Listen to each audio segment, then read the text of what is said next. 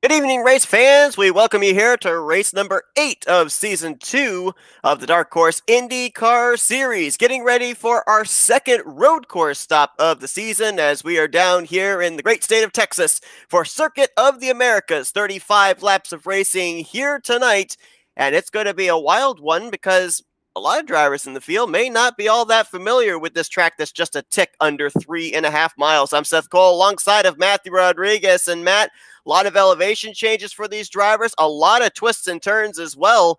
We saw in the last road course race at Road America, it really came down between 3 drivers. The eventual winner, Robert Maleska III, Alex Van de Sant, and Matt Wagner. Are we expecting to see those trio duking it out here today? I'd say you'd see those trio, but the one guy I've got my eyes on is Nick DeGroot. He did very well, at least in other races that we've broadcasted on road courses, so I wouldn't be shocked to see him up in the top 5 here. Yeah, I was actually really surprised back at Road America that Nick DeGroot was not one of the front runners for a majority of that race. Nick DeGroot, we knew him before we ended up doing the Dark Horse IndyCar Series, saw him on road courses numerous times and actually was very competitive. So we'll see if he's able to bounce back with what we're used to seeing him do at the twists and turns of a road course configuration here today. And of course, DeGroot coming off that victory a couple of weeks ago at Phoenix, trying to get this season, the season after winning the championship, kind of turned back on track. Yeah, DeGroot has experienced some highs and some lows. Obviously, win 2 weeks ago, and last week had a fuel miscalculation that ended up costing him a very good finish. Robert Maleska III last week went to victory lane for the 3rd time this season at Twin Ring Motegi. He's looking to go back-to-back for the 2nd time this season as the green flag is out. We're underway, and another thing we have to remember that happened back at Road America, because this is a road course configuration, the likelihood of a caution coming out for these drivers is slim to none. So if you make mistakes early, you've got another 34 laps to be able to recover. But if you make a mistake late, it's going to cost you dearly. You've got to remember, the main key of these road course races is pacing yourself. Hey, you may be fast to run up those front guys, but these front guys, they're probably not even pushing right now. They're probably just saving their tires, saving their stuff for later in the run. If you burn up your tires now, you're going to regret it about lap 10, lap 12, and when they start really falling off. And of course, as well, with it being the second road course race of the season, the push-to-pass comes into play as well. These drivers have 10 push-to-passes to be able to utilize, and there are a couple of areas of the racetrack especially that I think would be areas where they would want to use that. There's a straightaway from the final corner, turn 20 down to turn 1, and then a very long straightaway from turn 11 down to turn 12. I think that, if you're at least within striking distance of a driver, that's going to be the area you're going to be wanting to use the push-to-pass most of all. See, it's risk versus reward, which is, hey, I don't want to use all these push-passes early in the race, but hey, I don't want to get to a point where so late in the race, I'm not even within range to use one. Last week, we ended up talking to Alex Van de Sant, and he said that really, he thought the main source of competition for him here today was going to be that 91. The two of them were duking it out for the victory a few weeks ago when we were at Road America. And if you look at our top 3 here, Maleska III, Alex Van de Sant, Matt Wagner, that was your top 3 finishers in that order from Road America. Wagner has a win, Maleska has 3, Van de Sant is the lone man out of that trio that has not found victory lane yet this season. Nicholas Winook is out around, it looks like in the final corner there. Out of harm's way as he's down on the inside there of, I believe that is turn 20. Going to get the thing refired and drive away from the incident, but to your point, drops him outside of the top 15. I think he was 11th at the time of his spin, and after his recovery, now finds himself all the way back in 20th position. Correct, and it really looked like he was just so loose on the entry, but by the time he got to the exit and he hit the rumble strips, the thing was already spinning around.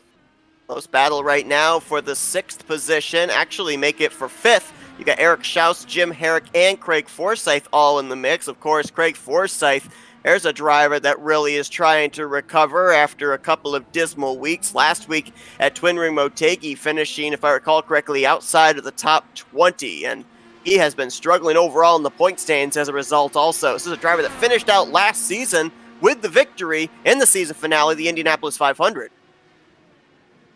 Just looking throughout the field here, everyone's trying to get a little bit spread out. I'm noticing a little bit of a battle between the 27 and 57 of Herrick and Forsyth. Everyone looks like they're taking it relatively easy and calm right now, just trying to push and see where the limits are. Coda is not exactly a very driver-friendly or a beginner-friendly track. I mean, it takes a lot of rhythm here. Yeah, this track, in many ways, the corners remind me a lot of Trois Rivieres in just how tight they are. Not a whole lot of rooms for passing. I mean, there's 20 corners at this racetrack. Even the smaller turns left and right are numbered at this particular road course, and so not a whole lot of opportunity for passing. The only difference between this and Trois Rivieres really is if you make a mistake, there's not a wall immediately there to greet you. There is some runoff to be able to recover. Yeah, Coda definitely has a lot of generous runoff room, and obviously a lot of these paved areas where if you do overshoot or do miscalculate a little bit, you've got that little safety net there. I am looking at a push to pass right now, and man, Jim Herrick has been kind of already used two of them up within lap 3. He is really trying to get a little bit of a distance from Forsyth there. Well, I can't really say that I blame him, just based on the fact that, in all honesty, this is probably the closest these drivers are going to be to each other for the entirety of this race. As we said, the likelihood of them all bunching up with a full course yellow, very, very slim. They'll have the local yellows if an incident occurs, but these drivers more than likely saw the pace car for the final time today when it ducked onto pit road, so why not either use the push to pass to open up a gap between yourself and the driver behind you, or to close in on another driver, because more than likely, you're not going to really have a shot at that driver 10, 15 laps down the road. And now, Seth, I know you love these strategy games. I've got to ask you: is this going to be a 3-stop? According to what I'm hearing, these drivers have about 14.4 laps that they can go on a tank of fuel. So we're looking at a 2-stopper here.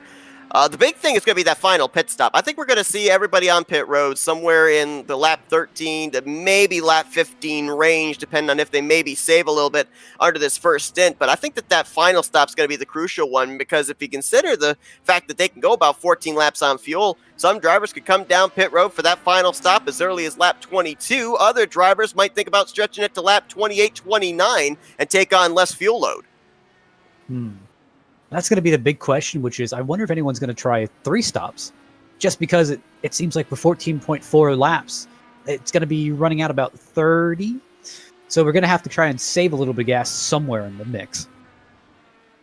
Yeah, I mean, the only thing that I'm wondering here is we're going to have to keep tabs on the lap time comparison. I mean, right there, 4 laps in, Robert Maleska III just ran his fastest lap of those 4. I don't know how important tires really are going to be here. So do you want to give up all that time and all that track position? And would the fresher tires allow you to close that gap back up? I just don't really think that's a gamble that drivers would be willing to take, especially if guys up here at the front end up going with the 2-tire strategy, or not the 2 tires, but the 2-stop strategy, because I just don't see, if they've got that kind of speed with the way they're pulling away right now, I just don't see how going outside the box in terms of strategy is going to gain you anything on them.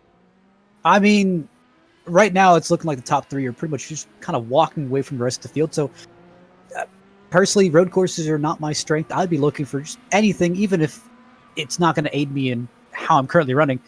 Hey, maybe I'll try and short pit this first run and see, maybe by the time I get my last set of tires on my second stop, or if I'm feeling brave enough to take a 3rd stop, let's see if I can put some fresh tires on and make some things happen. Yeah, I mean, and the thing of it is, too, especially at road courses, you kind of have to pick your battles. You have to figure out, in relation to everybody else, where in your mind do you think that you are able to finish? Do you think you have a 7th place car? If you do, shoot for 7th place. You got to take a look at the drivers around you that are there in terms of relative speed to yourself and figure, okay, these are the guys that I have to beat. These are the guys I have to focus on. And if you're going to try that out-of-the-box strategy, you do it with those drivers in mind, not the drivers that are running up towards the front. Just looking at a battle here, it looks like for 11th, we got Teed, Corley, and Brooks here. They're all kind of keeping it calm here. I also want to bring a little bit of attention to Gary Corley. He's had pretty good results. I mean, he finished at almost, I think, 11th at Twin Rim Motegi. Double check on that there. Let's see. Yes, it was 11th at Motegi. Yeah, just barely knocking on the door for his first top 10 of the season. And see, that's kind of the momentum that gets you in the right swing, which is, even if you're going to a road course, I mean, he's pretty much knocking on the door of a top 10 here. If he can get past Teed and catch up the Brooks up there, I mean, he's knocking on the door of that first top 10. And you talk about the fact, that you're not the best at road course. I'm not the best at road courses. I'm sure there's a number of drivers in this field as well that, they look at the speedways as their opportunity to be competitive.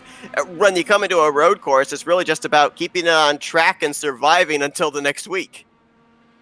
Yeah, it's kind of that survival mentality, which is, if you're good at road courses, hey, this is a speedy car, a speedy track, I know what I'm doing. I mean, obviously, you're thinking, hey, this is my road course time to capitalize. But for a lot of these guys, it's, hey, I just want to survive this road course. Since, if I'm looking at the schedule here, and I know my strengths are going to be on the ovals, going to be on the kind of the high banked, very fast ovals, I'm looking at that primarily. And I'm looking at these road courses, which is, hey, if I manage to just maintain a good position, don't lose any points, I don't even have to have a great day. Just make me survive this. Can hear at Nick DeGroot in the one machine, and I mentioned about how back at Road America, it just didn't really seem like the Nick DeGroot we were used to seeing up at the front. He finished 7th in that Road American race, and we find him right now running in the 8th position. His qualifying effort even this week wasn't the best either, and that's why we kind of find him mired inside the second half of the top 10. He is starting to close on Eric Peterson in a battle for 7th place, and actually had a very good corner there to be able to get a run. You got Craig Forsyth trying to reel them in as well, but this battle that we're watching right now, just inside of the top 10, is taking place nearly 30 seconds behind the race leader, Robert Maleska III. That's just the kind of pace the 91 is setting right now. And just looking here, Maleska's actually only used one push to pass. As I'm watching DeGroot here, DeGroot actually hasn't used none. And so obviously he's saving it here for later on in the race, as at this point in time, we're almost halfway to when these drivers are going to have to start thinking about green flag pit stops. And this battle for 8th place, or actually 7th place, closed up a lot there through that corner. DeGroot closing in on Peterson and Forsyth closing in on the both. A little bit further back there, you see Gale Brooks and Charles Teed. I believe Brooks actually just picked up that spot against Charles Teed. Of course, Gale Brooks coming off of a top 10 run last week at Motegi, her 4th of the season. Just looking here at the back of the field, seeing Paul Jennings, actually, it looks like he's pulled it behind the wall here. Not sure what happened to him. And Jennings and Krista Nelson actually started this race from pit road. Nelson's still out there, and as you mentioned, Jennings out of the race. And I don't know if this might have been maybe an incident that took place with the 74, or if he just pulled it down pit road, not wanting to run any more laps around. Nelson went around. That's really unfortunate. Off of that last week's run, which I think was our highest place finish of the season, that definitely carried some momentum. But obviously, hey, road courses are not for everyone. You saw coming right into the shot there and making the pass is our race leader, Robert Maleska III. So the 13 will fall -1. Good battle going on here between Craig Forsyth and Eric Peterson, as Forsyth will complete the pass. And while he's not setting nearly as fast lap times as the 91, our race leader, Craig Forsyth, in terms of getting through traffic, he appears to be one of the faster cars out there. And it's patience. Patience is that key, which is, hey, just because I missed my mark on this turn, or maybe I just can't pass him this turn, hey, there's 3 more passing zones on this track that I can easily pass them at. He's not forcing the issue, which is very smart. Right now in the 8th position, trying to close in on Nick DeGroot. There's DeGroot. Currently, that visibly looks like about maybe 3-4 car lengths. It actually translates to nearly a full second between the two of them, as we had an exchange back behind them. Actually, we had a wreck. Charles Teed. Oh, right in front of traffic as he turns that thing back around, right in front of Nicholas Winook. So Charles Teed run into an issue that's going to drop him at least down to the 15th position. And that's exactly what we're talking about, just mistakes. It looks like he got his left front tire just a little bit on those rumble strips and just spun coming right off the corner. Same thing we saw what happened to Winook. That's the thing about those rumble strips, too. A lot of people think that it's a good thing to put your tires on those rumble strips. No, that's a guide for the drivers to be able to recognize where the track ends and the grass begins for the most part. But when you go out there and you lay down rubber on those rumble strips, it actually becomes very slick, very slippery, and so you have to be very careful of how long and how what kind of an angle really you take and hit those rumble strips. Well, see, that's really the problem here, which is all of these guys you just see on the rumble strips, they're really pushing track limits here. They're really pushing what's acceptable, but race officials won't penalize them over, really won't tell them, hey, you can't do that. Or the iRacing system tell them, hey, you cannot do that. But obviously, hey, to push the boundaries of the track limits, hey, those track limits are not going to be very forgiving if you're really pushing the edge of the track. So it's kind of a risk versus reward there.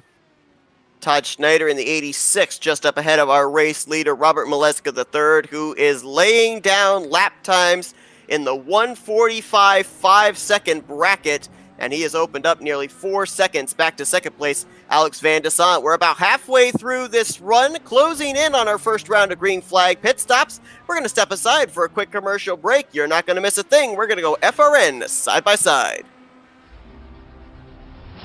It's a road few dare to travel, a journey filled with danger and unpredictability. So why do we traverse this road?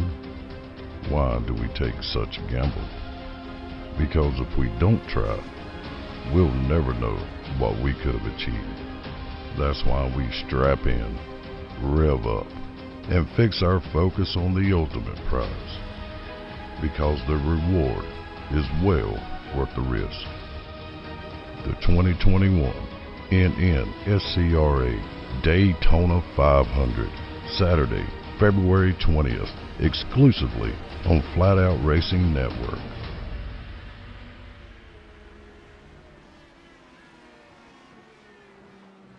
ETE Reman is the world's best remanufacturer of transmissions for import and domestic cars and trucks. Based in Milwaukee, Wisconsin, our customers are repair shops, auto parts stores, dealerships, and distributors.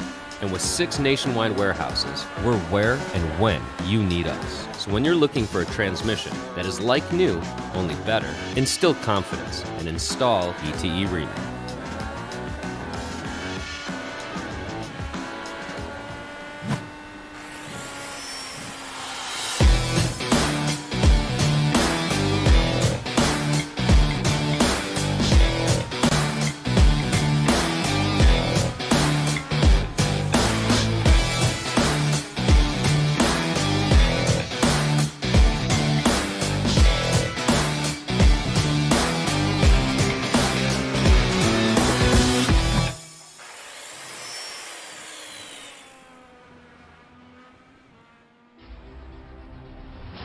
It's a road few dare to travel, a journey filled with danger and unpredictability.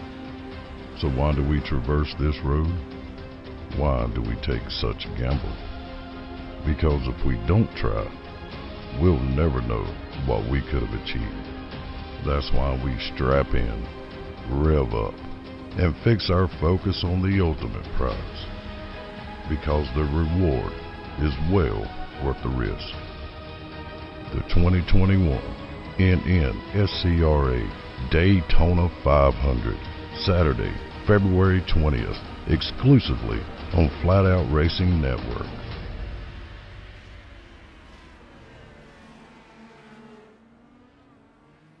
ETE Reman is the world's best remanufacturer of transmissions for import and domestic cars and trucks. Based in Milwaukee, Wisconsin, our customers are repair shops, auto parts stores, dealerships, and distributors. And with 6 nationwide warehouses, we're where and when you need us. So when you're looking for a transmission that is like new, only better, instill confidence and install ETE Reman.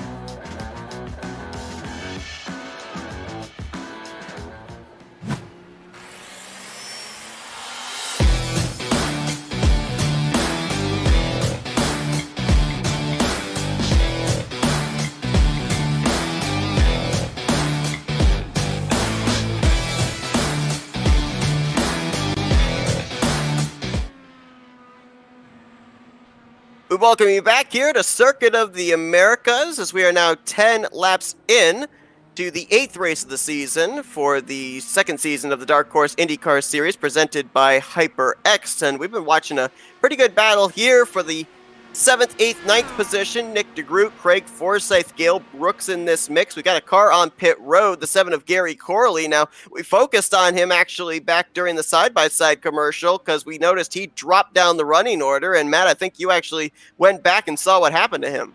It looks like he was coming up through the S's, and he looks like just attacked one of these curbs just a lot more aggressively than he did. Ended up launching part of the car into the air. Did an amazing job to save it. But I was looking at his side pod, and his side pod had a little bit of damage. It looks like his front wing had a little bit of damage. Came in, took fast repair. He's back out on track, but definitely a heartbreak for him. And we got another driver on pit road, 57 of Jim Herrick coming down. Now, this is interesting because if you consider Jim Herrick at the speedways, he's one of those drivers that stretches it as far as it can possibly go. But here at the road course, he's going to be one of the first inside the top 10 to hit pit lane. And we mentioned it again on the commercial where we were looking at the 27 of Forsyth, and Forsyth really aggressively slid his tires in one corner, gave Nick DeGroot back his spot. But how is that going to play into the rest of this race where these tires get more worn, and it'll really show you how aggressively you've been pushing? You know, the thing about, too, that with coming to pit road now, more than likely, you're then going to be able to come to pit road around lap 25, 26 if you're Jim Herrick.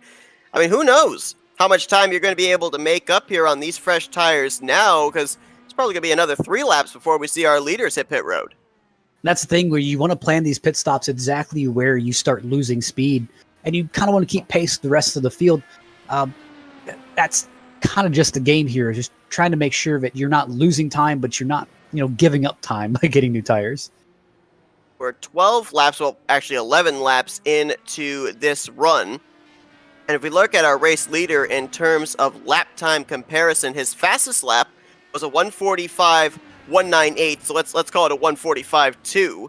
His last lap was a 1:45.85, so there's about a 0.6 of a second difference between his brand new tires and 11 lap old tires. In all honesty, at a road course, that doesn't really seem like much to me.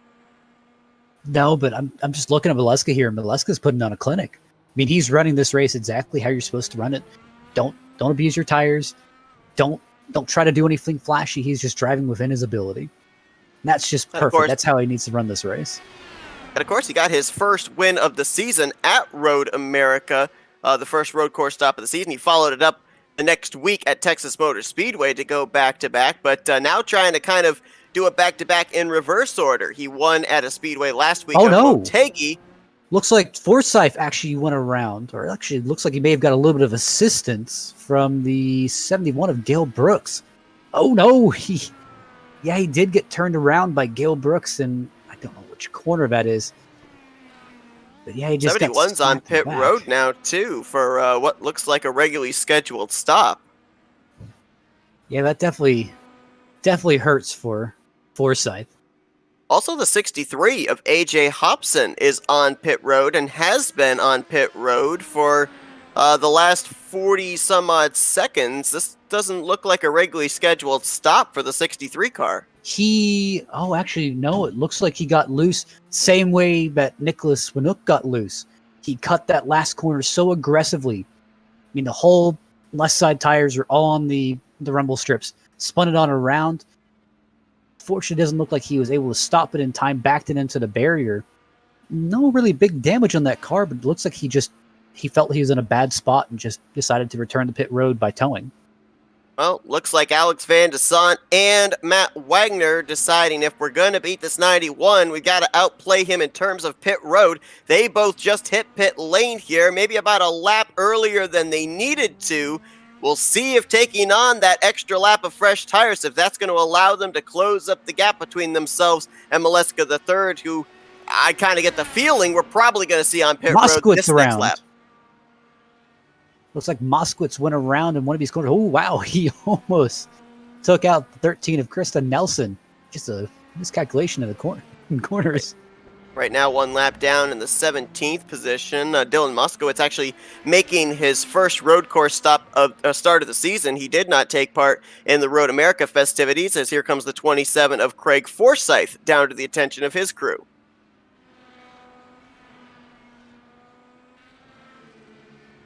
And Maleska now making his way through the final couple corners. We'll see if he's going to hit pit lane this time. Nope. He's going to stay out on the racetrack and run it to the complete 14th lap. We did see a driver was pitting. That was Charles Teed and AJ Musselman, who now are going to go a lap down to the race leader. And Charles Teed, our Iowa winner, last couple of weeks has actually had some decent outings. I believe last week he ended up finishing in the 7th position at Motegi. That gained him a spot in points, ties him with Eric Schaus for 6th in the standings. And speaking of Eric Schaus, he's not in the field here tonight. A driver that... Eric Schaus is in 4th. He is in 4th. I'm blind. My apologies. My apologies. Man, you can't see it, create a story. Anyway, yeah, so Schaus is running well. I don't know what I was just saying before. Well, Schaus has been carrying momentum. So the points coming into this race, let's talk about that a little bit here. I mean, right now, Robert Maleska III, of course, with having the win last week, he's opened up a huge points gap between himself and second place Matt Wagner, 70 points, and that's only 7 races in. Alex Van de Sant, 86 points back in 3rd. Victor Santos, there's the driver. Well, nope, I'm not talking. He's 4th in the points, 8th and 88 points back, and Nick DeGroot is 96 points back in 5th. Yeah, you don't have to point out to me that Victor's running 7th. You doing all right, buddy? I'm doing just fine, you know. Mother said there'd be days like this, just not this many. Brain fade. Got another car on pit road. 36 of Eric Peterson. He's going to be coming down from around the 8th position. 4-tire pit stop for him. And it looks like Maleska is hitting pit road this time. So he was able to stretch it the full 14 laps that we were told. So I have a feeling with the pace that he's setting, we're probably going to see him go with the 14:28 as far as target lap strategy, and then save it for that final 7-lap run. And obviously, I mean, he's going to force a lot of hands here. Or these people, or somebody's going to be thinking about a different stop strategy. He's probably just blowing the doors wide open, saying, "Hey, I mean, this is what I'm going to do. So I'm going to commit to this 2-tire or 2-stop strategy, and you guys have to beat me with whatever you think you got." Well, hold on a second, because he just now left pit road, and Alex Van de Sant closed up what was about a 35-second gap, since he was the first one of the 2 on pit road, and he's going to be within striking distance of that 91, I do think. He's up to speed. He's got his tires warmed up. It's about little less than 6 seconds now between those two. So if he can pull off that strategy again one more time in the vicinity of laps 25 to 28, we could have a battle on our hand here in the closing stages. So I just went ahead and took a look at what really made the difference between the two. I'm looking here at Maleska's pit road time. The time that he spent driving down the lane was 33.6 seconds. And a time that Van de Sant ended up driving down pit road, that was 32.7. That doesn't seem like a lot of time, but hey, Van de Sant was able to go at full speed for about an extra second, while Maleska was stuck at pit road speed for about an extra second. Not to mention that Maleska's pit stop time was 9.2 seconds, while Van de Sant managed to get out in 8.1.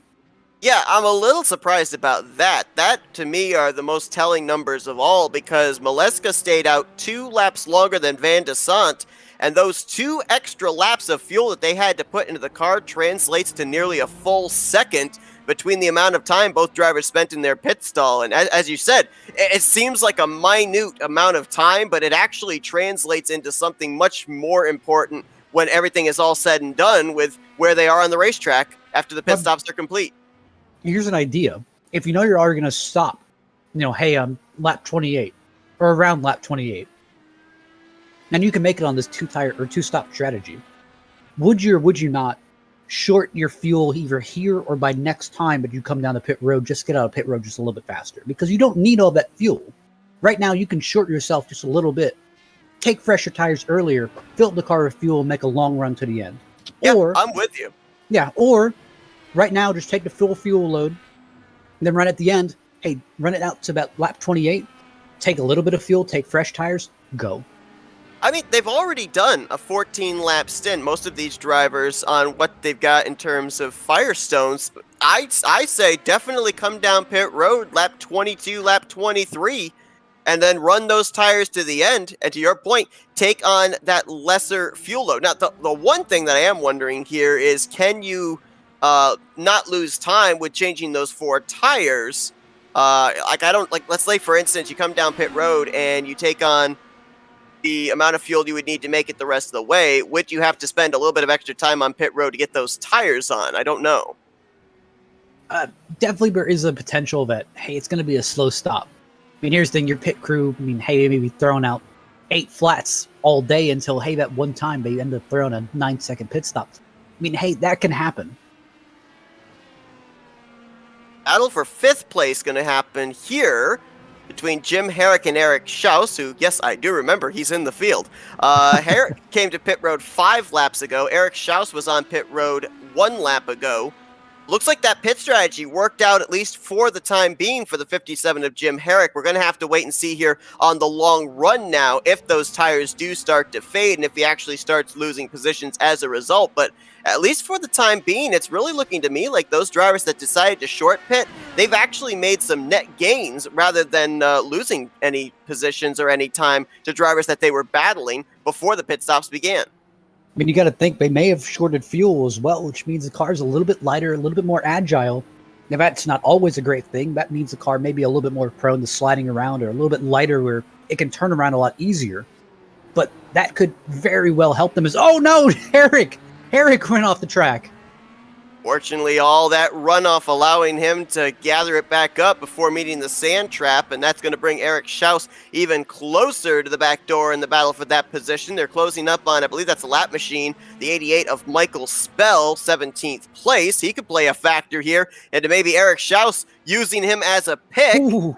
He's going to move out of the way, drivers left, and let those lead lap cars on by. See, that's kind of the mind games that happens where you can see the guy behind you obviously gaining a little bit of second by second. You're just looking at the track, trying to find where you can improve. And he just slid again. And you're looking at, hey, I'm seeing that guy get closer and closer. Can I start running different lines to see if I can gain some time back? Or what is he doing? And just those thoughts that get in your head. Whoa! Ooh, Krista Nelson. Gracious. Oh, no. Nearly took the nose of the 57 off and nearly put herself way off course trying to get out of the way of those lead cars. That's the thing. These cars will catch you in the absolute worst places possible. Now, if we look here in terms of our push to passes, we are now halfway through this race. Jim Herrick has used 3. However, Matt Wagner in the 99, he has used the most of our drivers up inside of the top 10. He has used 4 already, running 30 seconds behind the race leader, 25 seconds behind Alex Van de Sant. Right now en route to back-to-back third-place finishes in his road course starts this season. But is this a case now of just kind of holding what you got? Because I'm not necessarily certain that the pit strategy worked out for him and getting him up into the hunt for this victory. Right now it's looking like it's the 91 and the 317. Here's the thing, even with these pit stops, let's say you take less in fuel. Let's say you're not even trying to take tires. I mean, here's the thing, that will affect you. And it's, hey, recognizing that I'm losing time, but also making kind of sense for yourself, saying, hey, if I short pit again, let's see what's the earliest I could possibly come in and still make the end of the race, and what will lose me the least amount of time on the car in front of me. I think right now he would be happy with where he's running in the 3rd position. The only problem is the driver that he's trying to run down for the points lead is leading this race. So he's watching up there ahead and seeing positions in the or not positions, but points in the standings growing between himself and Maleska the third. I've been watching the last couple of laps here for the 317 of Van de Sant, and it was about 6 seconds when we checked in on him after the pit stops were completed. He has been able to close that up to as close as 3.5 seconds. He did lose a little bit of time there through the second half this lap, but that car, at least for the time being, his lap times have been fast, his lap times have been consistent. I'm almost wondering, though, if right now Robert Maleska III might be playing with that 317. He's trying to manage the gap and save his stuff at the same time. I mean, it's obviously, I mean, you're looking at the Descent here, and Descent is, I mean, here's the thing, he's obviously saving a little bit left in the tank, but he is trying to catch the 91. Oh, While we've had an issue for the 71 of Gale Brooks. Sorry to cut you off. And the but 15 of Kobe Moore. Yeah, the complete nose gone off of the 71, and Covey Moore, who was running in the 4th position, actually still running there. Oh, that might have been another case of a lap machine making contact with a lead lap car. I mean, Kobe Moore did an amazing reverse entry into that corner. Didn't exactly help him for speed, but I'll give him 10 for style points. And right now, with everything that's transpired in the first 18 laps of this race, we've only got 9 drivers on the lead lap. I'm trying to remember back at Road America how many drivers we had in the lead lap. It wasn't many, as I recall. I'll check on that. But, I mean, Bileska, he's putting on a clinic. He is running solid lap times, lap after lap. There hasn't been a whole lot of fall off. And for the most part, he has not put a tire wrong so far. Yeah, and that's all you can ask is Mileska has given himself a little bit of a padding where he does not have to push. I mean, if you look at Mileska versus DeSant is pushing his car a little bit to that edge. Where you look at Mileska, he's not even touching the curbs, or at least not in most of the corners. He's not really even touching the curbs. And he's doing that for a reason, which is, hey, there's no reason to push it to the edge if I've got no one behind me who's really pushing me. And there's no reason for me to push to the edge if, hey, I can hang this good lead. Here's the thing, you could be leading 34 laps, but you have an issue on the 35th lap. Hey, that could cost you a win. Noticing here a pass. This is not for position. This is going to put the 76 of Jim Brooks a lap down, and there's Victor Santos just up ahead. If Bileska completes the pass on the 24, I mentioned that we had only a handful of drivers finish on the lead lap back at Road America, 7 in total. With this pass, we now only have 7 drivers on the lead lap, so Bileska might beat his own record of cars lapped that he set back at Road America, because it's only about roughly maybe 5-6 seconds before he gets up there into the vicinity of Nick DeGroot, the 7th place car. Speaking of Jim Brooks, he has not had a great last few weeks. At Motegi, he managed to claw back, but I remember back at Vegas where, he just unfortunately got taken out. His results, they're all usually somewhere in the top 20 to top 15, but his point standings just don't reflect kind of the effort I've seen him put in. Yeah, Jim Brooks was a driver that we really had penciled in as one to watch this season, just based off his performance in last year's Indianapolis 500. As right now, best battle on track is going on between some lap machines. A couple of drivers that have run into some issues here today. Charles Teed, who had a spin in a section of the course back in the first 10 laps of this race, and Gail Brooks, who we saw come to pit road and have to take on that faster pair after the contact between herself and Covey Moore. They're currently about 3 car length separation in a battle for the 13th position. I don't know about you, but even if I'm a lap down, if there's someone I can see who I can pass in front of me for a position, I'm going for it.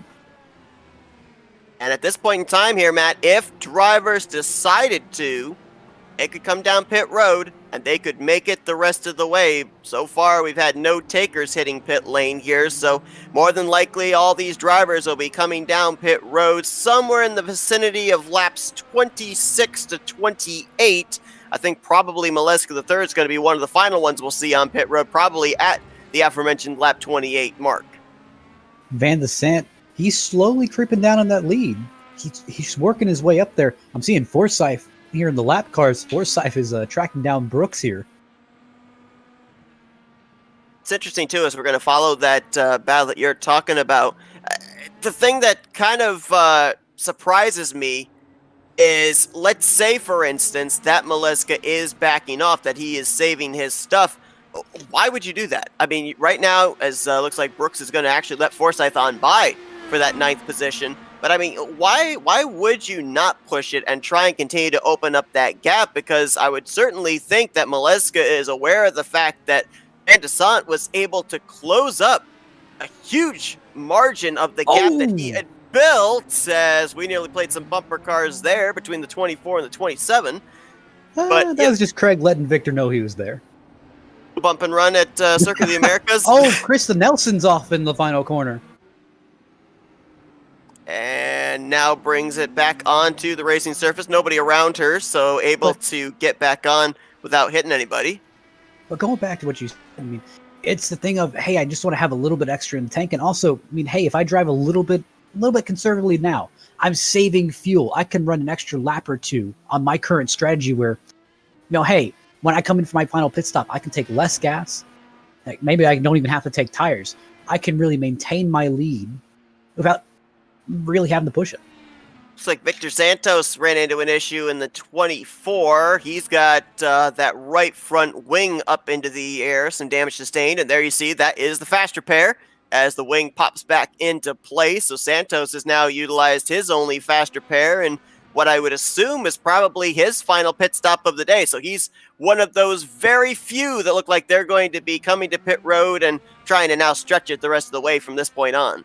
But I don't know if that pit stop by Santos was a willing pit stop. I think he may have had some damage when battling with Forsyth, and that kind of forced his hand a little bit.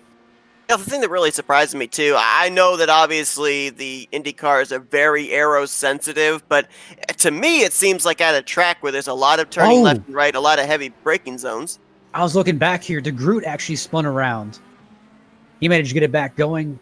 Still don't know what corner that is. Ended up just sliding the car just a little bit, pulled it back altogether.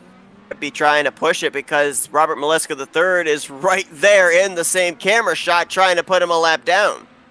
That's the thing, which is, and you got to think two sides of the coin. We mentioned this at Twin Ring Motegi, which is, hey, you've got the Groot who's still trying to, say, hey, listen, my season's not over yet. I can still make this happen as Mileska comes down the pit road. This actually is a little bit uncommon since his strategy. He was still able to go for another 6 laps before he needed to come in. Yeah, I mean, I literally just said, because he stretched it the furthest you could go on the first run, that he was probably going to target lap 28 for his final pit stop. Well, more the fool me. He got me. He's coming down. He's going to pit right when the fuel window is open for his final stop of the day. So now the ball is in the court of one Alex Van de Sant. What does he do?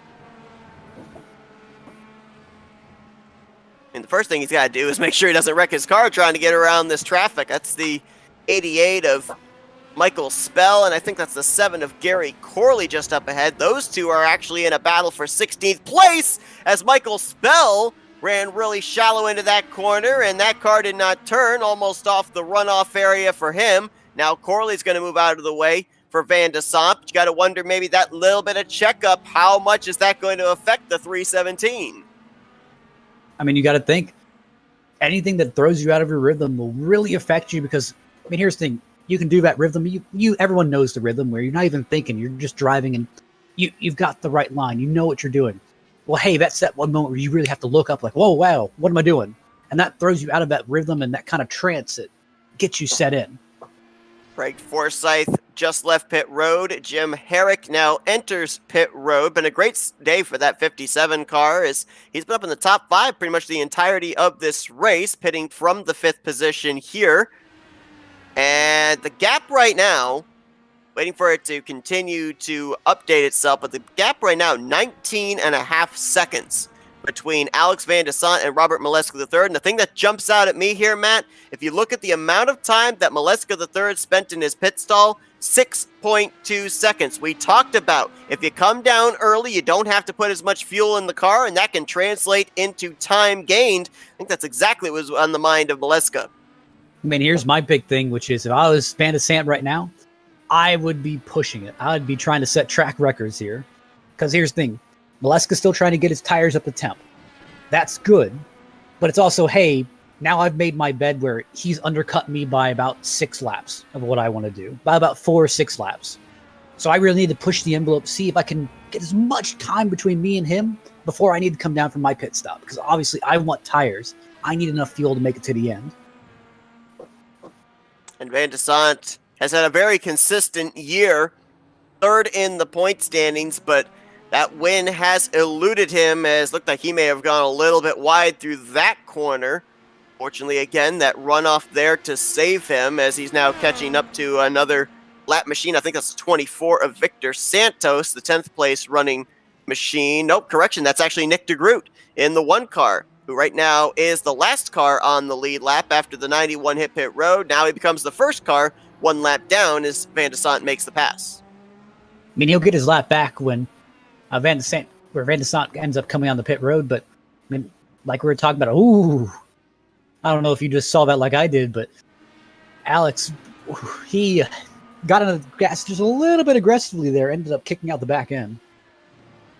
Saw Kobe Moore coming to pit road. Give a shout out to him. I don't think we've really talked about that 15 today, but we've seen how consistent he's been the last couple of weeks, coming off a top 5 run last week at Motegi, and subsequently finds himself 10th in the point standings. This is a driver that at the beginning of the season really hit a bit of a cold streak and found himself outside the top 20 in points, and he's kind of been an under-the-radar driver for us as well. You know, we see him consistently up in the top 10, top 5 for the last 3 or 4 weeks, and I don't really think we've given him enough credit with just how consistent he's been. And that's the thing, which is, I mean, hey, just because you're not flashy, just because you're not running up front and winning races doesn't mean that you're not consistent, that you're not good. And obviously, Moore has been pretty much the starlit example of that. He's been kind of running good behind the scenes, hasn't been up front battling with all these guys, but he's been hanging around there. He's within striking distance. Third place, Matt Wagner hits pit road. Just ahead of him, 8th place, Jim Brooks, coming down for his final pit stop of the day. And at this point in time, it looks like Alex Van de Sant could go another 2 laps should he choose to. He's been out there for 12 laps so far on this run, is closing in on another machine. I believe that might be the... I want to say it's 33. I think it is the 33 of Nicholas Winook. Or no, I'm sorry, that's AJ Musselman in the 54. And we'll see if this 317 will come down pit road this time, or if he'll stay out one final lap. Undoubtedly, he'll be down in the next 2 laps. Obviously, looking at what Van de Sant managed to do, I mean, he has created about a 22.6 second gap in between them. So that's obviously, it looks like he's coming to pit road this time, but that obviously has given him a little bit of a buffer where, hey, he can go and take new tires. He can go fill the gas tank a little bit. I don't know if he's going to, I think he might be coming out and battling Robert here. Yeah, if I look at the last lap times, Van de Sant actually was faster for the last 2 laps. And Maleska had actually come down pit road and taken on a new set of tires. So that says to me, this 317's got himself some pretty good raw speed. You put on 4 fresh Firestones, and he may have something to say about this win with the 91, who just now hits the start-finish line. Van de Sant just now leaving pit road. There you see him in the shot. When the pit stops began, when Maleska came to pit road, it was about 4.5 seconds difference between the two. We'll wait and see what it's going to be here after these two now have basically made their beds and got to work with what they got. See, that stop definitely hurt Van de Sant. Yeah, I'm just looking here. I mean, Maleska managed to pull off a stop time of 6.2 seconds. Van de Sant, 8 seconds flat. Nearly Maleska's 4 seconds combined lost. Not even to mention Maleska's pit lane time, just driving down pit lane, was 30.4 seconds. Alex was 32.2, and I can understand why Alex is a little bit slower, just trying to, hey, I don't want to push that limit and possibly get a penalty, but I mean, here's the thing, it's kind of crunch time. You really got to push those limits. Eric Peterson, Charles Teed, they're in for their final stops.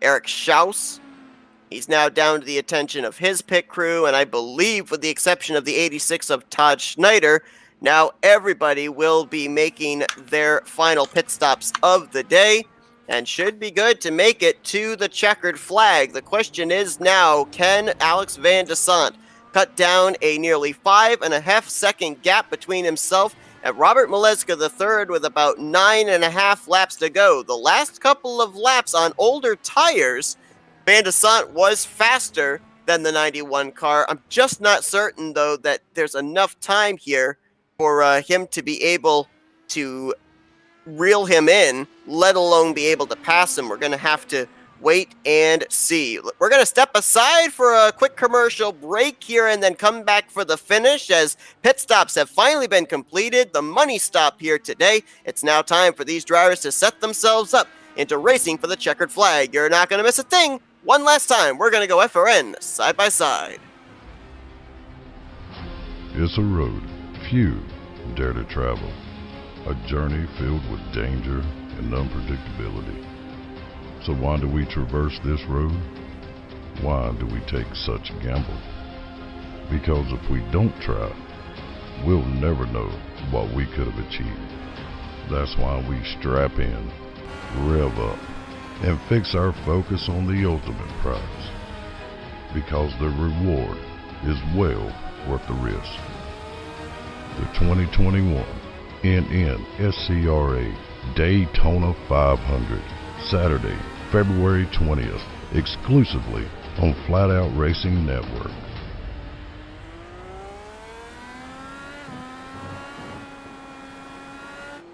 ETE Reman is the world's best remanufacturer of transmissions for import and domestic cars and trucks. Based in Milwaukee, Wisconsin, our customers are repair shops, auto parts stores, dealerships, and distributors. And with 6 nationwide warehouses, we're where and when you need us. So when you're looking for a transmission that is like new, only better, instill confidence and install ETE Reman.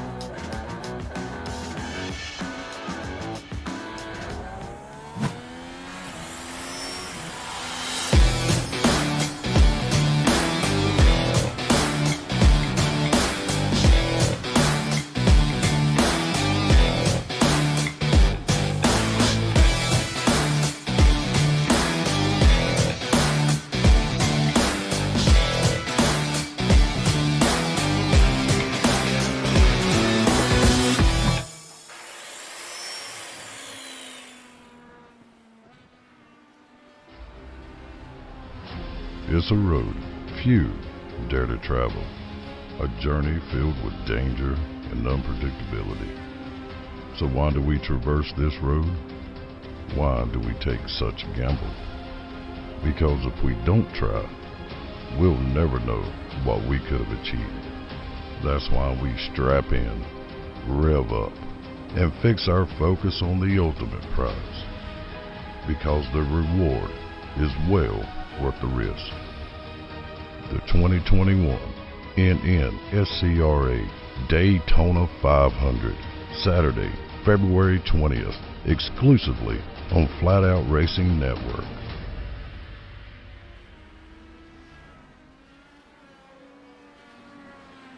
ETE Reman is the world's best remanufacturer of transmissions for import and domestic cars and trucks. Based in Milwaukee, Wisconsin, our customers are repair shops, auto parts stores, dealerships, and distributors. And with 6 nationwide warehouses, we're where and when you need us. So when you're looking for a transmission that is like new, only better, instill confidence and install ETE Reman.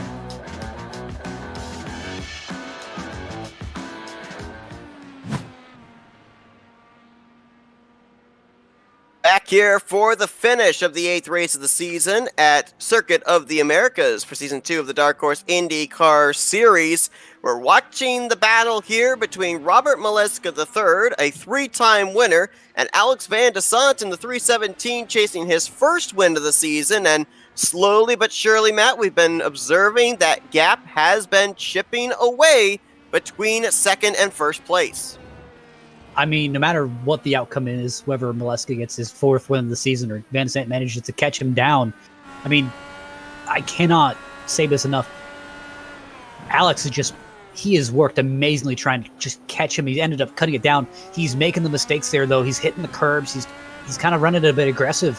That's a thing where he's seeing the time tick down. He's seeing the laps count down of, hey, I got to go.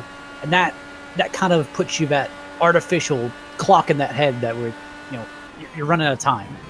What do you think? We're riding on board here with the 317. You can visibly see the 91 right up there in his shot. I mean, is that an added distraction for Van de Sant, do you think, rather than just having that clean racetrack and hitting your marks? See, that's the thing where you can see the guy you're chasing, and some guys thrive off of that. Some guys thrive off, I can see him, I can chase him down, I can do everything better than he is. But some guys really don't thrive on that whole, looking and just seeing him there. That last time, whoa! That Krista Nelson, I think that Van de Sant just had to go around. But right now, with 7 laps to go, about to be 6, it is now 6 as Maleska hits the line. That last time by, Van de Sant ran about 0.6 of a second faster, and we projected that right now, with the pace that he is setting, if he keeps up this consistency, he'd be about maybe 2-3 car lengths behind Maleska III coming off the final turn to the start-finish line for the checkered flag. And it looks like Maleska is starting to deal with some traffic as well. So we'll see if that's going to play a factor into Van de Sant closing up the gap quicker rather than that final lap. And that's the thing where I'm looking at Van de Sant and I'm looking at Maleska, and really the key to any of the cars in road racing is how smooth they're driving. That's kind of usually the key of, how smooth, like, are we making erratic movements? Are we really just kind of jerking the car, get it to move? And I'm looking at Maleska here, and he's just kind of leisurely driving. It almost looks like, if you ignore the fact he's going 170 down the straight. And I'm looking at Van de Sant, I'm seeing how aggressively he's driving this car, and I'm just thinking maybe this car isn't handling like he wants it to.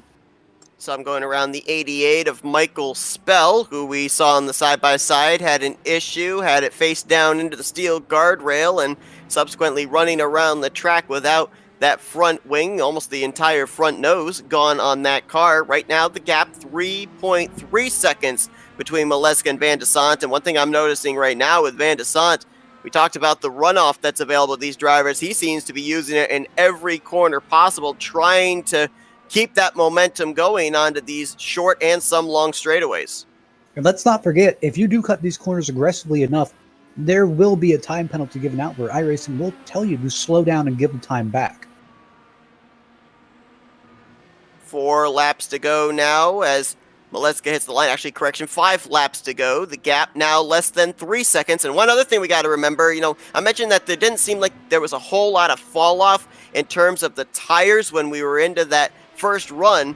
Well, there is 3 laps fresher tires behind Robert Maleska III. So it is looking like, in terms of lap times right now, those fresher tires are coming into play. And I wanted to give a shout out because I don't think we've talked about him at all today, which would be Matt Wagner. He's just been slowly and methodically just working his way up to the field. I mean, he's just been very stealthily working his way up and been keeping consistent time.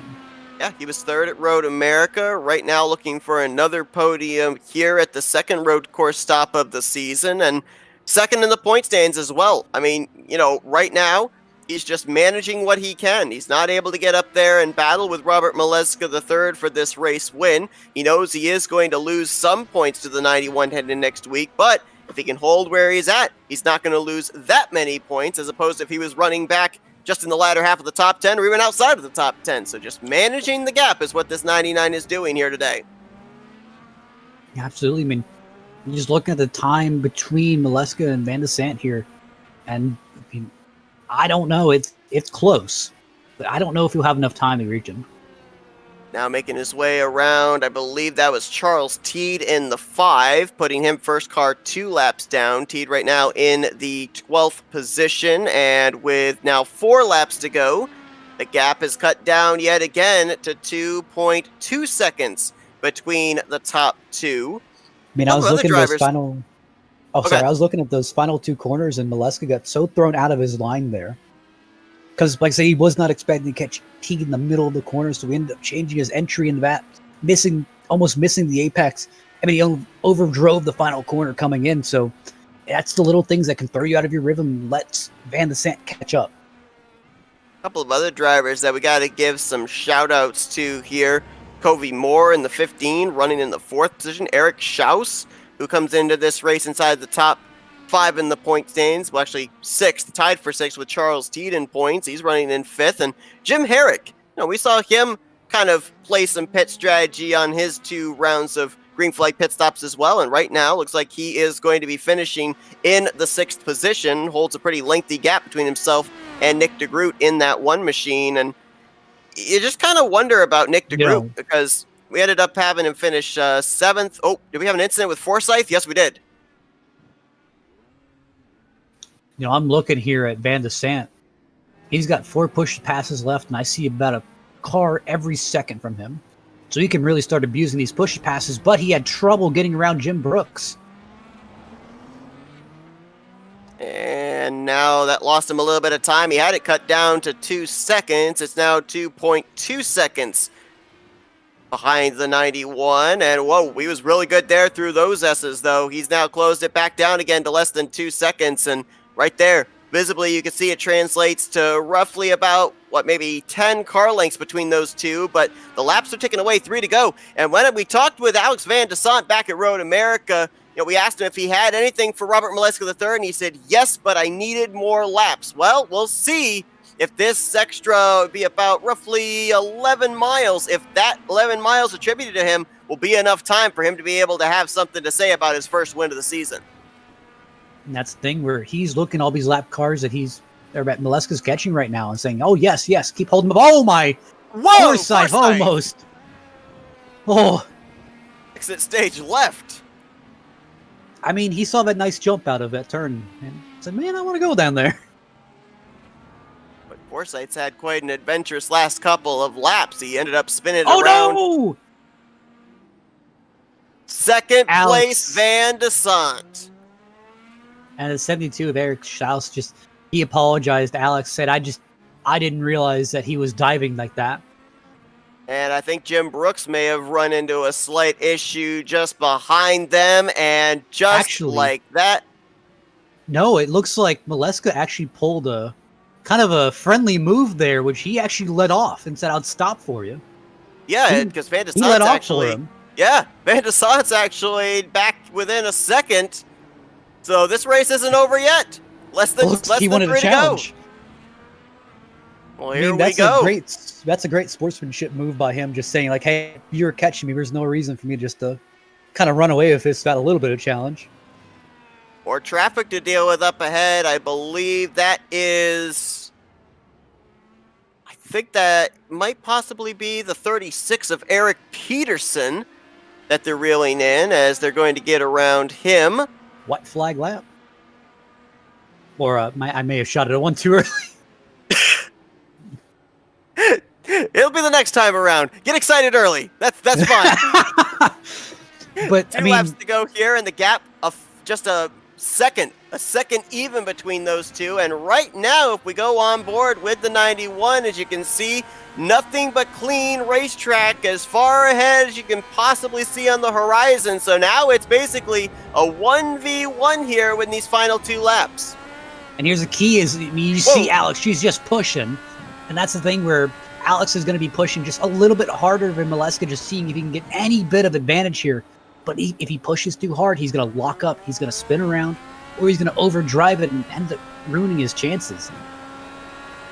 Thing of it is, too, catching him is one thing, passing him is another. Obviously, Robert Mileska is going to have the choice of how he wants to enter into these corners in order to be able to make a pass, possibly. Van Desant could be forced to do something different. However, 2 push-to-passes for Robert Mileska III, 3 push-to-passes for Alex Van Desant. So advantage 317 here with 1 lap to go. The one thing that Alex has to remember, and unfortunately that lap is over now, but he has to remember that you have about 1.5 laps to get yourself in the best position possible. And right now he's got about half a lap left before he's on that final lap where he has to make a move. So right now anything he does is aiding his last lap run. Mileska's the points leader. He has 3 victories this season, including last week at Motegi as he ran a little wide there off the final turn, but so did Desant. 1 lap to go. Desant looking for his first win of the season. So who has the most to lose here? Who has the most to gain? A little less than 3.5 miles is going to settle it out. I mean, you can be sure that Alex is not going to let him away easily. Now, Robert Mileska used one of his push-to-passes on the front straightaway. Van Desant did not. He still has 3 push-to-passes left. Now remember, you can use push-to-passes when you're within 1 second of the car in front of you, whether it be a lap car or a lapped car. And right now, he has a little more than half a second between himself and the 317. Going to keep an eye on those push-to-passes to see when indeed Van Desant decides to use one. Wow, right onto the back bumper there through that corner, and he's using one now. Like I said, he's hungry. He wants this win. Definitely does. Trying to get his first win of the season. Finished second to Mileska in the first road course race at Road America. You can see there, Mileska weaving back and forth down the straightaway, trying to cut the draft there. You see the gap close up again. No more push-to-passes for the 91. The 317 still has 2 in the final stages of this race. And that's what we were talking about. You want to have something at least in your back pocket. Obviously, these drivers don't know what they're both facing. Maleska doesn't know that the guy behind him still has push-to-passes. Oh, had to get on the brakes there, did Van de Sant. This is the best view to be able to see what's going to happen here through these final corners. Oh, Maleska rode it wide, so too did Van de Sant. We're coming off the final turn. The push-to-passes are there. Oh, he's going to loop it. Van de Sant's going to loop it, come into the checkered. He had 2 push-to-passes to use. He spins out, and Maleska the third is going to cross the finish line and win here today at Circuit of the Americas. Van de Sant came oh so close. That's it. I can't. Obviously, big props to Maleska, but that was an amazing run by Van de Sant. I mean, he gave it everything he had. You even saw right there that Maleska kind of coasted to the start-finish line, seeing if maybe Van de Sant could recover the machine and give him a run down that front straightaway, but unfortunately those rumble strips, we talked about how they can upset the race car, how slick they can be. If you hit them just wrong, they send you airborne, and it was a rumble strip that ended the hopes right there for Van de Sant to get his first win of the season. But credit both of these drivers. Van de Sant for, first off, being able to run down Maleska the third, and then as you talked about, the kind of gentlemanly thing that Maleska did, realizing that the 317 was faster than him, was reeling him in, and after he ran into that trouble with the slower machine, backed off and actually had it be a battle between the two of them in the final few laps of this race. Yeah, I mean, both amazing competitors, very good sportsmanship. Just, that was incredible. There you see the two of them, the two gladiators that battled it out for this victory. But Maleska the third, for the second time this season, he is going to be a back-to-back winner. He did it at a road course speedway for his first combo, this time a speedway road course, and he will continue to grow his points lead as well heading into next week at the short track of Worldwide Technologies Raceway. Let's take a look and see the final finishing results for today's event. And again, as we mentioned in the closing stages, a lot of drivers kind of under the radar here tonight, but still salvaging really good runs. Wagner, back-to-back thirds in his first 2 road course starts of the season. Covey Moore, the momentum continues for him with 4th. Eric Schaus in 5th. You got Jim Herrick there in 6th. Nick de Groot in 7th. Santos Forsyth, after his adventures, still finishes in 9th place, with Gail Brooks completing the top 10, 5th top 10 for that 71 car. Yeah, I'm just looking here. Nick de Groot did a great job of just trying to limit the loss today. I mean, like I said, today could have been much more of a points-gaining day, but that's kind of what you want and what we were talking about, where you don't want to lose points. You don't want to lose ground. And, hey, for some guys, this road courses are rare chances to shine, but for others, they're just trying to look to make it through. 20 drivers finished this race. Only 4 of them on the lead lap. 2 drivers finished out of tonight's event, AJ Hobson and Paul Jennings. So let's take the opportunity now and to go down and talk with some of our top 3 finishers. And let's kick things off with the driver, the number 99, Matt Wagner. I'll just see if I can grab him here. There we go. Hey, Matt. It's Matt and Seth up here in the FRM booth. You got us? I got you loud and clear. Well, we talked about it here the entirety of the race, how you just kind of seem to be under the radar there in that 3rd position. We saw you do the exact same thing back at Road America. Was there anything you think you had for those top 2 drivers, or were you just trying to hold down that final spot in the podium? I'm just trying to hold down the spot at the podium. Those 2 guys up there, they're just mad quick. They're about a second to about 2 seconds faster than I am. All I can do is keep the car on the track and don't spin her out and avoid the traffic.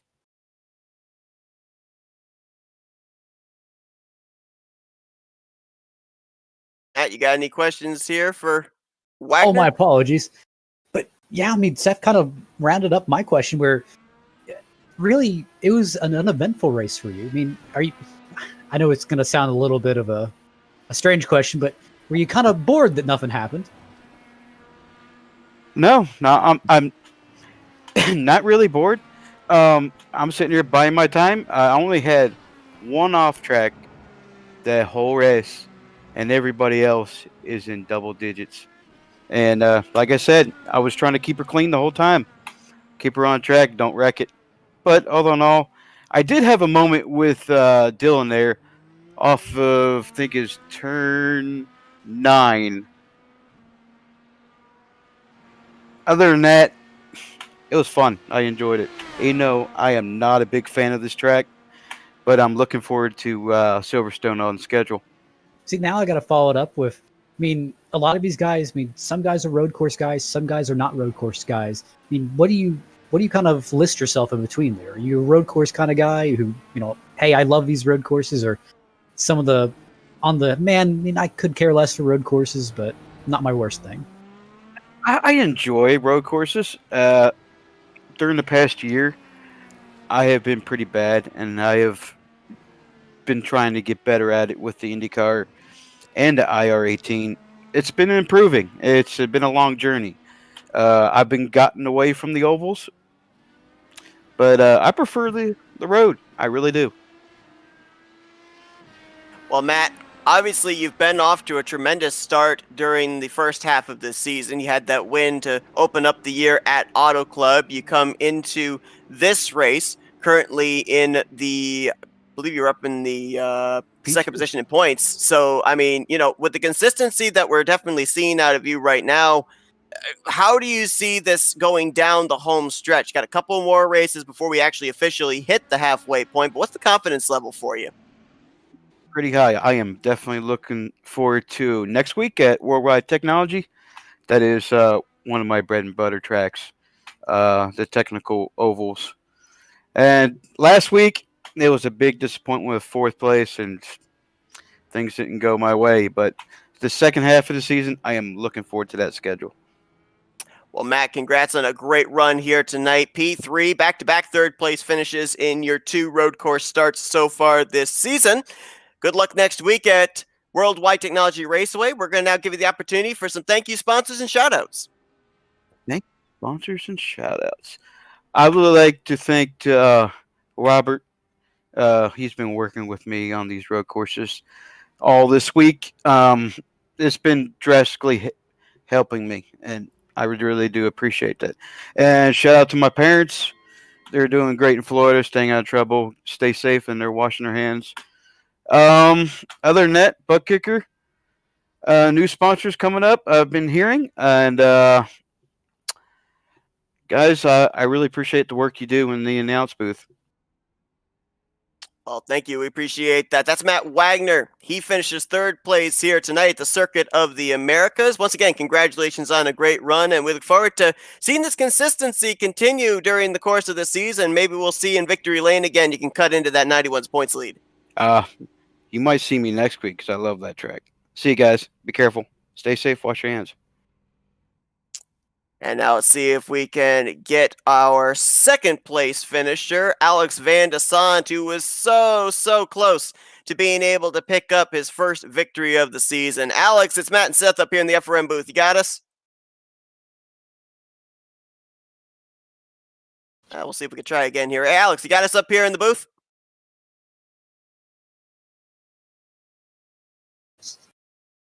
Like yep, gotcha. Oh, there we go. We've got him. Okay, Alex, man, I got to ask you.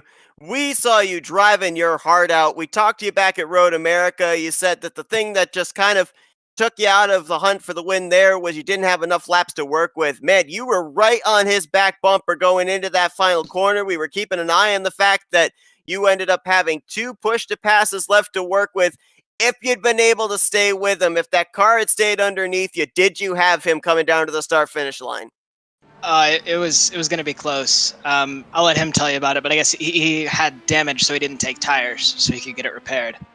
So, I didn't know that at the time. I just had everything muted, so I just, time was falling down, and eventually I caught him, and I was kind of shocked. Really good battle at the end there. I just dumped it myself on that last corner. Oh well. So, big question I have is, we were kind of speculating up here if anyone, took less fuel, if anyone's trying to kind of, hey, their first stint, maybe take less fuel, and then their second stint, do a full tank. Was that ever in the equation for you? Or ever anything you ever thought about? Yeah, so my My plan going in was just split it into 3 chunks. The fuel window was super wide, like 7 laps. So, just do 2 12-lap stints or thereabouts and finish off with a slightly shorter stint. And then, you save time not taking as much fuel during the stop as well. And it worked out for me, I guess. I had that pace at the end and throughout the race, but relative to Robert, I was a bit faster. One thing that we were noticing was, especially on that first stint, it was only looking like you guys were losing about 6 to maybe 8 tenths of a second on fresh tires to the old tires. Didn't really seem like Circuit of the Americas was playing a lot of havoc with the grip that you guys were feeling in terms of lap times. Was that the case? Yeah, I did notice that as well, and that did kind of surprise me. It's not what I experienced in practice, but the last lap of my last stop through the S's, I could feel the fronts like really starting to like drop off a cliff. I don't know if I had like overheated them that lap or what, but that's when I decided, just call it, bring it in, and go to the end. Well, Alex, we know that you really wanted to get that first win of the season. I mean, but if you consider the numbers that you've had so far this year at the road courses, back-to-back second-place finishes, we know that there are more road courses on the schedule. So does this give you confidence going into those road courses, knowing that you were this close here today to being able to pick up the victory and that you might be able to one-up that 91 at a later date? Oh, for sure. I was, that close. I was able to capitalize on Robert making a mistake and taking some damage. So, as long as I'm there and I can get that consistency like I did tonight for the next 2 road courses, I should be in good shape. So, yeah, really really proud of this drive tonight. Great run for you tonight, no doubt about that, Alex. Congratulations on a second-place finish, and thank you for giving us one heck of a final lap to be able to call there. That was exciting right down to that final corner. We're going to give you the opportunity now to do some thank you sponsors and shout-outs. Yeah, big thank you to Happy Trails Chili Seasoning, available now on Amazon as well, so you can search that up, as well as lmcgear.com for sponsoring the team, with Jim Herrick doing an awesome job running us, keeping us all organized, and yeah. That's Alex Van Desant, second place here tonight at Circuit of the Americas. Once again, congratulations on a great performance overall here today, and best of luck next week at Worldwide Technologies. Thanks, fellas. And last but not least, let's go down to Victory Lane and talk with tonight's race winner, Robert Maleska III. Robert, it's Matt and Seth up here in the booth. You got us? Hey, boys. How's it going? Well, we talked about last week the possibility of going back-to-back for the second time this season, but boy, it was a nail-biter down there on that final lap between yourself and the 317. Talk about that. Yeah, I think the second stint, I think I got damaged, so I pit early there and didn't take tires, thinking if I had a front wing repair, it would save me a bit of time. But coming to those 5 laps, I was on ice, and Alex was flying. So, yeah, I think he was going to catch me with probably a lap and a half to go. And then it sounded like he got spun or there was some contact back there. So I'm like, I don't want to win like that. I let him get the same exact gap we had before. And then we just went at it again. And it was a great battle. That was a lot of pressure. So a big question I have is, we were kind of speculating up here in the booth where you pitted on lap 14. You could go about 14 and a half laps on fuel before you need to come into the pit. What was the decision about coming down pit road around lap 22? I think I might have got into Craig. I'm not sure if it was Forsyth, but I know I got into someone in the stadium section there, like 14, 15, 16 complex. And I thought I had front wing damage, maybe side pod, but I was sure it was front wing, and I was just losing half a second to a second a lap, it seemed like. So I'm like, I need to get this repaired if it is a front wing, which I guess it wasn't. I guess it was side pod, but yeah, that's the main reason I pit early there, is just to get that repaired. Robert, it's actually really incredible. I think a lot of people don't realize the fact that if you end up getting damage, even at a road course, it is going to affect your speed. And of course, a big contributor to a lot of the lead lap cars we saw running into trouble was making their way around lap machines. We know that this track has 20 corners, and a lot of them are really, really tight with a lot of heavy braking zones. So how difficult was it for you as the race leader to maneuver your way through said traffic? It was extremely difficult. I mean, I know a lot of people, including myself, before this week started, we didn't know this track at all. So, yeah, getting around is that, especially that first time, just taking your time and just trying not to get damaged. Because offline, at least for me, it was pretty icy. Well, Robert, great run for you here tonight. A dominating performance, but again, as we said, it kind of came down to those final few corners. But fourth win of the season, you extend your points lead heading into Worldwide Technology Raceway next week. So congratulations on that. Anybody you'd like to give thank yous to, shout out sponsors, anything like that? Big thanks to Matt Wagner. I know he's a competitor of mine, but we were working hand in hand with the setup the last 3-4 days, trying to make it really good for everyone.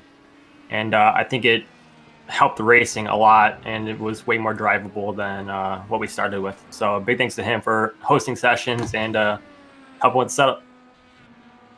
Well, Robert Mileska III now has won back-to-back races for the second time this season. We'll see if maybe next week he could be the first driver to go 3 in a row. Best of luck. Congrats on the win tonight. Yep, thanks, boys. And so as Mileska continues to celebrate in victory lane, as mentioned, next week it's Worldwide Technology Raceway. It's the shortest track that these drivers are going to be having to deal with so far this season, a little bit shorter than Iowa. I don't know, Matt, short track racing with these Indy cars, what do you think we're in for? I mean, we saw how much contact there was at Motegi. So, I mean, going onto a smaller track, that definitely brings a little bit more. I mean, if you remember Worldwide Technology is a little bit more of a flat track with less banking in the corners. So if you think about the earlier races in the season, like Vegas, Atlanta, those kind of races that had high bankings, that doesn't really apply here. I'd be looking more to like a Phoenix kind of race. Well, we're going to have to wait and see what happens. It will officially mark the halfway point of the season, race 9 of an 18-race schedule. And a thing that I'm kind of wondering about, you kind of put it in terms of a Phoenix race. We saw Robert Mileska III have trouble at Phoenix when he came to pit road, found himself mired back in traffic and got caught up in a wreck during the midway portion of this race. Is that a place where drivers like Matt Wagner and Alex Van de Sant, Eric Schaus, drivers that are trying to reel him in for the points lead, have circled as a place to be able to strike? Yeah, a lot of these guys, I mean, right now I'm looking at the points. Robert Mileska's about 30. He gained about 30 points here just off of this race alone. And he's obviously going to be saying, hey, I mean, I managed to pull off a win at Phoenix, so I'm obviously going to try and extend my lead. Yeah, not a whole lot of changes going on amongst the top 6. We had a couple of positions change from 7th down through 10th, but some of these names that are up there as well, Victor Santos, Nick DeGroot. I mean, we know that they're good at the speedways, and I don't know, for Nick DeGroot, do you think that this is a case of him glad to be leaving a road course? Because, yeah, he's had top 10 finishes, but they've been back-to-back 7th place finishes at both Road America and now here today at COTA. Well, it's like we were going over at Twin Ring, where it was, hey, I mean, he's just trying to find his footing and find a rhythm here. Because it seems like these past few races, he's been grasping, trying to find a good rhythm to get himself back in, regain some confidence. Because, I mean, you've seen him this past few races, and just, he hasn't looked like himself. Definitely is not. Right now, Robert Mileska III is looking like he's the one that's saying, hey, if you're going to win this championship, you're going to have to go through me. But again, the season is still early. Anything can still happen. We've still got 10 more races before we eventually end up crowning a champion at the Indianapolis Motor Speedway. But a great one here tonight. Another solid road course race. This time it got down a little bit closer than Road America. Alex Van de Sant giving it a heck of a run down to that final corner on the final lap, but the car just did not want to work with him in terms of grip. Mileska able to scamper away and pick up his 4th win of the season. A good one here tonight. Matt, appreciate you joining me in the booth. Oh, as always, thanks for having me.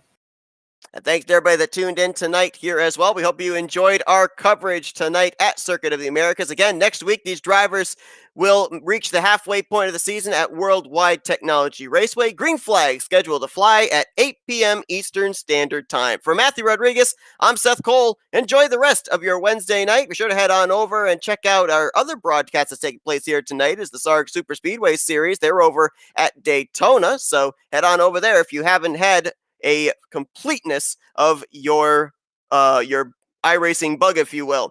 But have a good night, everybody. You've been watching another broadcast courtesy of the Flat Out Racing Network. We'll see you guys tomorrow night. This broadcast is the copyrighted work of Flat Out Racing Network and may not be rebroadcast, retranslated, or used in any form without the express written consent of Flat Out Racing Network and iRacing.com Motorsports Simulations. Flat Out Racing Network would like to thank you for your support, and we hope you enjoyed tonight's broadcast.